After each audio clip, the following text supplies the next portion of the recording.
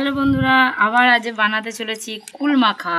আর তো শেষ অবস্থায় শেষ সময় চলে এসছে, কুল আর তো পাওয়া যাচ্ছে না।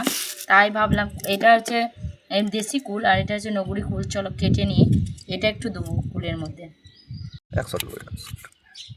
নগরী কুল তো কাটা হয়ে গেছে, আমি একসঙ্গে মিশিয়ে নিই।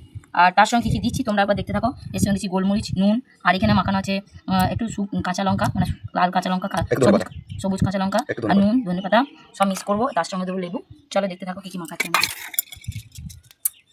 দিয়ে দিলাম আমি এখানে গোলমরিচ দিয়ে দিলাম, আর এখানে একটু লবণ দেবো। এখানে লবণ যেহেতু আছে লঙ্কার মধ্যে সব দিলাম। দিয়ে এটা লেবুটা একটু মাখিয়ে নিই, একটু লেবু রস দিয়ে দিলাম, ভালো করে একটু মাখিয়ে নিই।